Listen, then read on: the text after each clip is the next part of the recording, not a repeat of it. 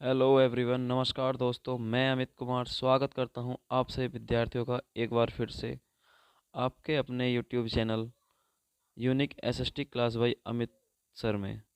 मैं आप सभी के सामने उपस्थित हूं एनसीईआरटी कक्षा 6 की भूगोल के पार्ट 5 से पृथ्वी के प्रमुख परिमंडल के पार्ट 2 में कुछ महत्वपूर्ण प्रश्न लेकर। जैसा कि देखो दिया गया है, पार्ट 2 पृथ्वी के प्रमुख परिमंडल, जलमंडल, वायुमंडल, स्थलमंडल। तो पहला प्रश्न क्या है हमारा, जल का कितना प्रतिशत भाग अलवणीय है। जल का कितना प्रतिशत भाग अलवणीय है। तो इसका सही आंसर इसमें ऑप्शन दिए गए हैं। पहला ऑप्शन है 2.5%, 3.5%, 97.5%, 50%। तो आप सभी को पता है कि जो पृथ्वी पर पानी जितना जल है, जल का लगभग 97% भाग जो है वो है एलवड़िए, जिसे बोलते हैं खारा जल। किसे? खारा जल। ठीक है। जैसे कि पृथ्वी को नीला ग्रह कहा जाता है। ठीक है, नीला ग्रह कहा जाता है पृथ्वी को क्योंकि इसके 71% भाग पर, कितने पर? 71% भाग पर जल है। क्या है? जल है। और 29% पर क्या है? 29% पर है स्थल भाग। क्या है? स्थल भाग। ठीक है। अब इसमें देख रहे हो जलमंडल में जो होगा, क्या? जलमंडल में जल के सारे रूप, जल के सभी रूप उपस्थित होते हैं। जैसे महासागर भी है इसमें, और नदियाँ भी, जल भी, हिम नदियाँ भी, और भूमिगत जल जिसे हम बोरिंग करके नल के द्वारा पीते हैं। ठीक है। तथा वायुमंडल की जलवाष्प। ठीक है, जलवाष्प जो होता है। अब जो होगा 97%, पृथ्वी पर पाए जाने वाले जल का 97% जो होगा, जो पृथ्वी है, पृथ्वी पर पाए जाने वाले जल का 97% कैसा है? लवणीय। सॉरी, लवणीय। क्या है? लवणीय मतलब खारा जल। क्या है? खारा जल। खारा जल है जो महासागरों में पाया जाता है। कहाँ पर पाया जाता है? मानव महासागरों में। लेकिन ये जल जो है, ये मानव उपयोगी नहीं है। मानव उपयोगी नहीं है। मानव उपयोगी नहीं है। ठीक है। अब जो बचा 2.5%, कितना? 2.5%। 2.5%। तो जल का बहुत भाग जो होगा इसका बर्फ की परतों के रूप में, हिम नदियों में, या भूमिगत जल के रूप में पाया जाता है। ठीक है। जल का बहुत कम भाग जो है लवण के रूप में पाया जाता है, जैसे जितना 2.5%। ठीक है, 2.5%। और यही कारण है कि हम नीले ग्रह पर रहने के बावजूद भी हम पानी की कमी महसूस करते हैं। ठीक है। अगला प्रश्न दिया गया। अगला प्रश्न है, महासागरीय जल की मुख्य गतियाँ कौन कौन सी हैं। महासागरीय जल की मुख्य गतियाँ कौन कौन सी हैं? पहला है तरंगे, दूसरा ज्वार भाटा, महासागरीय धाराएं, या चौथा ऑप्शन है उपरोक्त सभी। उपरोक्त उपरोक्त सभी। क्या है? उपरोक्त सभी। तो सही आंसर क्या होगा इसका? उपरोक्त सभी। तीनों गतियाँ इसकी महासागरीय जल की हैं। तरंगे भी होती हैं इसके अंदर। ठीक है। और अनुप्रस्थ तरंगे, अनुदैर्ध्य तरंगे। ठीक है। और ज्वार भाटा, महासागरीय धाराएं। ज्वार भाटा देखते होगे, पानी जैसे मान लो जल ऐसे उठा, ठीक है, तो ज्वार भाटा उठ। ठीक। अब आता है महासागरीय धाराएं, जैसे ठंडी धाराएं, गर्म धाराएं, जैसे लैब्राडोर, गल्फ स्ट्रीम, ठीक, फॉकलैंड। अब अगला प्रश्न दिया क्या, तीसरा, निम्न में से सबसे छोटा महासागर कौन सा है। निम्न में से सबसे छोटा महासागर कौन सा है? अटलांटिक महासागर, ये लगभग सारा बर्फ से बना, बर्फ का है। ठीक है। हिंद महासागर, भारत के निचले भाग में जो पाया जाता है यहाँ पर। ठीक है। ये जो भाग है ये सारा हिंद महासागर का भाग है। ठीक है। कौन सा? इस साइड में तो होगा अरब महासागर। ये क्या है? हिंद महासागर। ठीक। ये कहता है आर्कटिक महासागर। जो हमारा पूरा संसार का नक्शा देखेंगे, देखो मैं दिखाता हूँ आपको संसार का नक्शा। जैसे देखो दिया गया है इसमें।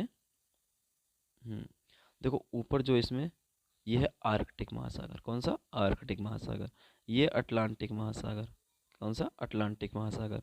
ये प्रशांत महासागर, दोनों साइड से। हम्म, ये वाला प्रशांत महासागर। ठीक। और ये है हिंद महासागर।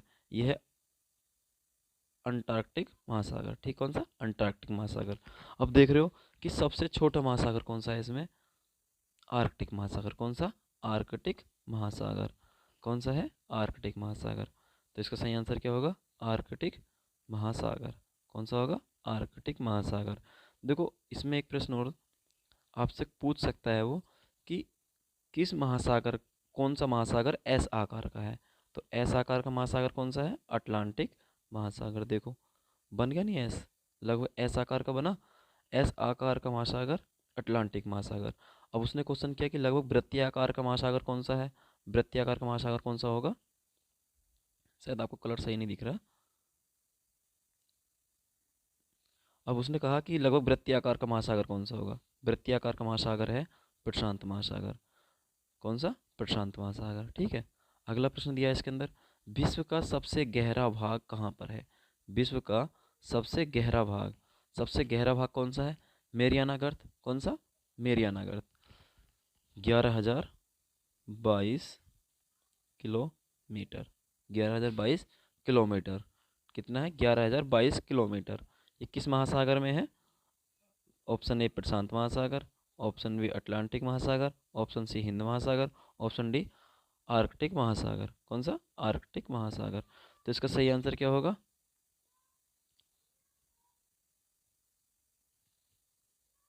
11,022, ठीक है, किलोमीटर। तो इसका सही आंसर क्या होगा? मेरियाना, मेरियाना गर्त। कौन सी है?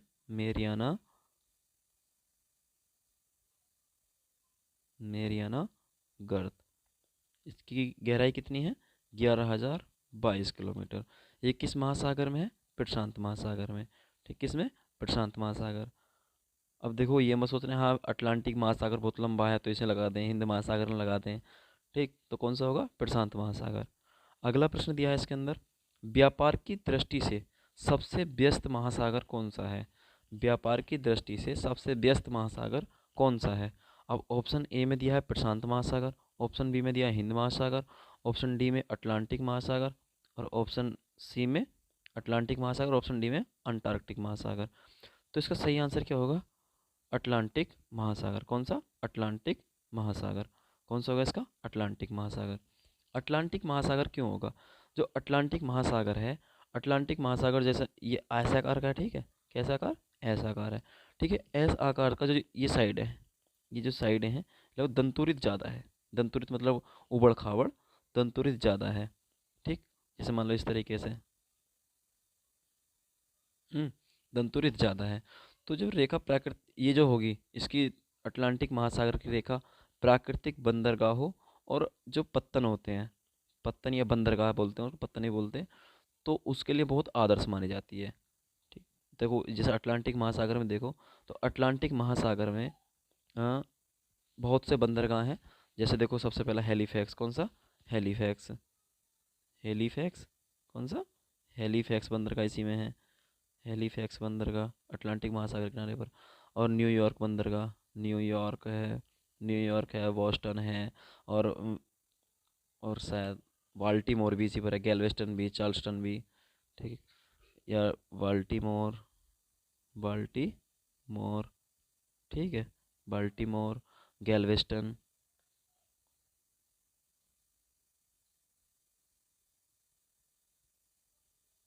गैल्वेस्टन या चार्ल्सटन। ठीक है, तो ये जो प्रमुख बंदरगाह हैं ये सारे अटलांटिक महासागर के ही किनारे पर हैं। ठीक, अगला प्रश्न दिया है, आर्कटिक महासागर को प्रशांत महासागर से कौन जोड़ने वाली जल संधि कौन सी है? आर्कटिक महासागर को प्रशांत महासागर से जोड़ने वाली जल संधि कौन सी है? आर्कटिक महासागर आपको दिखाया था मैंने उस पिछले पिछले प्रश्न में। देखो कहाँ से, आर्कटिक महासागर, देखो ये आर्कटिक महासागर है। कौन सा? आर्कटिक महासागर। और ये कौन सा? प्रशांत महासागर।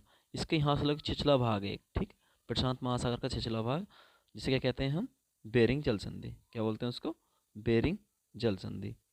बेरिंग जल संधि। अब इसका जैसे ये दिया है बेरिंग जल संधि, बेरिंग जल संधि किसे जोड़ती है? आर्कटिक महासागर, आर्कटिक प्लस प्रशांत को जोड़ती है। ठीक है, आर्कटिक प्लस प्रशांत महासागर को। अब आता है कौन सी? पहले देखो पाक जल संधि। कौन सा? पाक जल संधि। ये पाक की खाड़ी को बंगाल की खाड़ी से जोड़ती है। पाक की खाड़ी, पाक की खाड़ी प्लस बंगाल की खाड़ी, बंगाल की खाड़ी। ठीक। ये जिब्राल्टर अब आता कौन सा, जिब्राल्टर। जिब्राल्टर जल संधि जोड़ेगी भूमध्य सागर को अटलांटिक महासागर से, भूमध्य सागर को, भूमध्य को अटलांटिक महासागर से, किससे, अटलांटिक से, अटलांटिक महासागर से। ठीक है। अब सूंडा जल संधि जावा सागर को हिंद महासागर से, जावा सागर को हिंद महासागर से। जैसे कि देखो पिछले उसमें दिखाता हूँ मैं आपको, मैप में, वर्ल्ड मैप में, इसमें दिया है जैसे पहला पाक जल संधि, कौन सा, पाक जल संधि। पाक जल संधि यहाँ पर इधर ये होगा, यहाँ पर पाक जल संधि है, ये बंगाल की खाड़ी, इधर पाक की खाड़ी, ये पाक की खाड़ी, बंगाल की खाड़ी। ठीक है।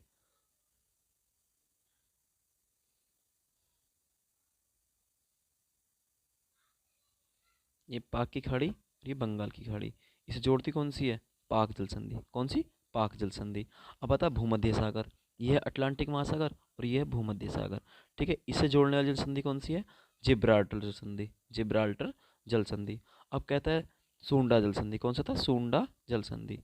सूंडा जल संधि जावा सागर को किससे, हिंद महासागर से, ये कौन सा है, हिंद महासागर, और यहाँ पर कौन सा, जावा सागर। इसे जोड़ने वाली जल संधि सूंडा जल संधि। अब कहता है आर्कटिक महासागर और प्रशांत महासागर को जोड़ने वाली जल संधि बेरिंग जल संधि। कौन सी, बेरिंग जल संधि। अब अगला प्रश्न है क्या, प्रश्न नंबर 7। वायुमंडल को उसके घटकों, तापमान व अन्य के आधार पर कितनी परतों में बांटा गया है, कितनी परतों में बांटा गया है। Option A 4, 5, 8, 7। तो हम कितना है, इसका आंसर सही क्या होगा, सही आंसर होगा इसका, जैसे इसका सही आंसर होगा 5, कितना होगा, 5, सही आंसर 5। ठीक है।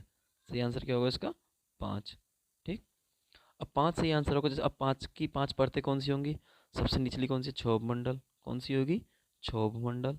ठीक। इसके ऊपर चलते हैं तो कौन सी होगी, समताप मंडल, कौन सी होगी, समताप मंडल, समताप मंडल। इससे ऊपर कौन सी होगी, मध्य मंडल, कौन सी होगी, मध्य मंडल।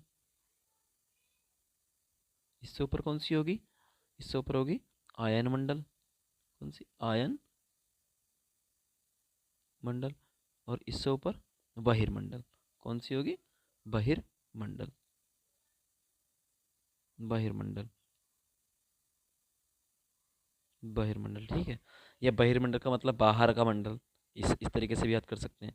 अब देखो जितनी भी क्रियाएं होंगी, कौन सी, जितनी भी मतलब प्राकृतिक क्रियाएं होंगी, जैसे बिजली गिरना, तो वो सब किस में होंगी, इसमें होंगी, बिजली गिरना, बारिश होना, बिजली गिरना, ठीक, बारिश होना प्लस बारिश होना। और हेलीकॉप्टर जो होते हैं, हेलीकॉप्टर, हेलीकॉप्टर जो होते हैं वो भी क्षोभ मंडल में उड़ते हैं, किसमें, क्षोभ मंडल में। अब होता है समताप मंडल में। हवाई जहाज कहाँ उड़ते हैं, समताप मंडल में, हवाई जहाज समताप मंडल में। ठीक। और जो ओजोन परत है, वो ओजोन परत कहाँ पाई जाती है, समताप मंडल में। ओजोन परत भी कहाँ पाई जाती है, समताप मंडल में। जो ओजोन परत का काम क्या है, जो सूर्य द्वारा परावैंगनिक किरणें होती हैं, जो हानिकारक किरणें होती हैं मनुष्य के लिए, तो उन सबको रोकती है, कौन सी, ओजोन परत, कौन सी, ओजोन परत। ठीक है। अगला प्रश्न क्या है, प्रश्न नंबर 8। वायुमंडल मुख्यतः किन गैसों से बनी है, वायुमंडल किन किन गैसों से बनी है जो साफ एवं स्वच्छ हवाओं से बना है। थोड़ा ऑप्शन, थोड़ा क्वेश्चन थोड़ा वैसा हो गया। इसमें वायुमंडल मुख्यतः किन किन गैसों से बना है जो साफ एवं स्वच्छ हवाओं से बना है। तो इसमें नाइट्रोजन, कितना, नाइट्रोजन, ऑक्सीजन, अमोनिया नहीं है, अमोनिया नहीं पाई जाती इसके अंदर। ठीक। कौन सी, अमोनिया नहीं पाई जाती। सही आंसर इसका होगा क्या, सही आंसर होगा ए और बी दोनों। अब नाइट्रोजन कितना है, 78%, कितना, 78%, कितना है, 78%। अब ऑक्सीजन कितना है, 21%, कितना है, 21%। अब बचा कितना, 78 और 21, तो हो गया 99, 99%। अब बचा कितना, 1%। अब 1% में कार्बन भी है, कार्बन भी है, ठीक, कार्बन डाइऑक्साइड भी है, आर्गन भी है, आर्गन भी है, हीलियम भी है, जीनॉन भी है, नियॉन भी है। अब देखो कार्बन कितनी है इसके अंदर, जैसे कि नाइट्रोजन है कितनी 78%, ठीक, ये है 21%, और CO2 है कितना, CO2 है 0.03%, 0.03%, और आर्गन है कौन सी, आर्गन, आर्गन है इसमें 0.93%, 0.93%। बाकी ये सारी जितनी नियॉन जीनॉन और नियॉन जियॉन और हीलियम, ये सारी कितनी में आती हैं 1% में, ये कितने में होंगे सब में 1% में, 1% में। अन्य कैसे होंगे सारी की सारी, ठीक, 78% नाइट्रोजन है और 21% ऑक्सीजन है। अब अगला प्रश्न, प्रश्न नंबर 9, पृथ्वी द्वारा छोड़ी गई ऊष्मा को अवशोषित करती है, पृथ्वी द्वारा छोड़ी गई ऊष्मा को अवशोषित करती है कौन, ऑक्सीजन नहीं, नाइट्रोजन नहीं, कार्बन डाइऑक्साइड, ये सही नहीं है, ये सही नहीं है, सही आंसर कार्बन डाइऑक्साइड। सही आंसर क्या है, कार्बन डाइऑक्साइड। अब कार्बन डाइऑक्साइड जो होती है ये वायुमंडल में बहुत कम मात्रा में पाई जाती है, वायुमंडल में बहुत कम मात्रा में, मतलब कितनी है 0.03%, कितना 0.03%, इतनी मात्रा में पाए जाने के बाद भी, लेकिन जो पृथ्वी द्वारा छोड़ी गई ऊष्मा होती है, मान लो हमारा सूर्य से प्राप्त ऊष्मा हुई, हम ऊष्मा किससे प्राप्त करते हैं, सूर्य से। अब जो सूर्य से प्राप्त ऊष्मा होगी, ठीक है, सूर्य से जो प्राप्त ऊष्मा होगी, अब यहाँ से कुछ वापसी होती है, ठीक है, कुछ क्या होती है, वापसी हो जाती है। अब जो वापसी होगी उसे कार्बन डाइऑक्साइड यहाँ की यहीं रोक लेगी, ठीक है, कार्बन डाइऑक्साइड होगी इसे यहीं पर रोक लेगी। अब रोकने के बाद क्या होगा, इससे पृथ्वी बहुत गर्म रहेगी, जिससे तापमान बढ़ता रहता है, पृथ्वी गर्म रहती है, ठीक। अगला प्रश्न है, समुद्र तल से ऊंचाई पर जाने पर घनत्व क्या होता है, घटता है, बढ़ता है, या एक समान रहता है, या इनमें से कोई नहीं होता। तो इसमें घटता है, ऑप्शन क्या होगा, जैसे कि हम ऊपर की ओर जाते हैं तो घनत्व क्या होता है, घटता चला जाता है, क्या होता है, घटता चला जाता है, बढ़ता नहीं है, न ही स्थिर रहता है।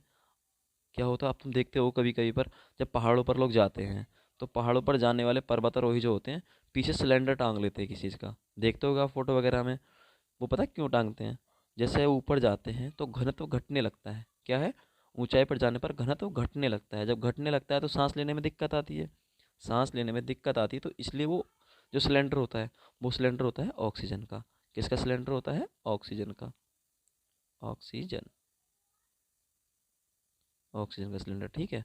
अब अगला प्रश्न क्या है, अगला प्रश्न देखते हैं क्या, प्रश्न नंबर 11, उत्तरी अमेरिका दक्षिण अमेरिका से किस प्रकार जुड़ा है, उत्तरी अमेरिका दक्षिण अमेरिका से किस प्रकार जुड़ा हुआ है, जल संधि द्वारा या स्थल संधि द्वारा, नहर द्वारा या नदी द्वारा, आप बताओ किसके द्वारा जुड़ा हुआ है इसका, मैंने पिछली वीडियो में बताया है इसका आंसर, क्या है इसका आंसर, इसका सही आंसर है स्थल संधि, क्या है, स्थल संधि। अब स्थल संधि कौन सी है, पनामा स्थल संधि, पनामा स्थल संधि, ठीक, कौन सी, पनामा स्थल संधि। अब अगला प्रश्न है, वायुमंडल में किस गैस का प्रतिशत सर्वाधिक है, वायुमंडल में किस गैस का प्रतिशत सर्वाधिक है, क्या, जो वायुमंडल है हमारा, वायुमंडल कौन सी गैस सबसे ज़्यादा है, जैसे मैंने तो बताया था, कार्बन डाइऑक्साइड कितनी है 0.03%, ठीक, ऑक्सीजन 21%, नाइट्रोजन 78%, ठीक। अगला प्रश्न, अगला ऑप्शन देख ले, लेकिन सबसे ज़्यादा कौन सी है, नाइट्रोजन ही है, सबसे ज़्यादा कौन सी है, नाइट्रोजन, ठीक, कितनी 78%। अब आर्गन देखो, आर्गन तुम बताया पिछले प्रश्न में भी, आर्गन कितना है 0.93%, ठीक। अगला प्रश्न है, पृथ्वी का कौन सा भाग चट्टानों से बना है, पृथ्वी का कौन सा भाग चट्टानों से बना है, जलमंडल है, जल में महासागर ही महासागर होंगे, महासागर, सागर, ठीक, खाड़ी वगैरह, झील वगैरह, ये सारी की सारी जलमंडल में आएंगी, ठीक है, ये क्या होंगे, जलमंडल में। जलमंडल चट्टानों से नहीं बना, वायुमंडल, वायुमंडल कौन सी चट्टान है, कोई चट्टान नहीं है, तो सही आंसर इसका क्या होगा, स्थल मंडल, स्थल मंडल, ऑप्शन ए, ठीक है, ऑप्शन नंबर ए राइट होगा इसका, ठीक है। अब प्रश्न नंबर 14, वह कौन सा भाग है स्थल जल एवं हवा का सीम वह कौन सा स्थल जल एवं हवा का सीमित भाग है जो जीवन के लिए सहायक होता है, कौन सा है, जलमंडल, क्या जल के अंदर, जल के अंदर चले जाए तो क्या इंसान जीवित रह सकता है, नहीं रह सकता, क्या होगा, नहीं रह सकता, ठीक। अब वायुमंडल, सिर्फ वायु के ऊपर, मतलब ये मान लो हम क्षोभ मंडल, समताप मंडल या समताप मंडल भेज दें किसी को, या मध्य मंडल भेज दें, तो क्या वहाँ पर जीवित रह सकता है? नहीं रह सकता। तो सही आंसर क्या होगा? बी। कौन सा? जीव मंडल, इसे जैव मंडल भी कहते हैं, जैव मंडल। ठीक है, जैव मंडल। अगला प्रश्न है, पृथ्वी के तापमान वृद्धि में सहायक होती है। पृथ्वी के तापमान वृद्धि में कौन सहायक होती है? जैसे कि मैंने पिछले प्रश्न में तुम्हें बताया था कि कौन अवशोषित कर लेती है, तो कौन है? जो पृथ्वी द्वारा छोड़ी गई ऊष्मा को अवशोषित करती है, कार्बन डाइऑक्साइड। कौन करती है? Carbon dioxide. ठीक है, तो आज के प्रश्न हुए 15 कंप्लीट। मैं आशा कर सकता हूँ कि आप सभी को मेरे द्वारा समझाए हुए 15 प्रश्न अच्छे से समझ में आए होंगे।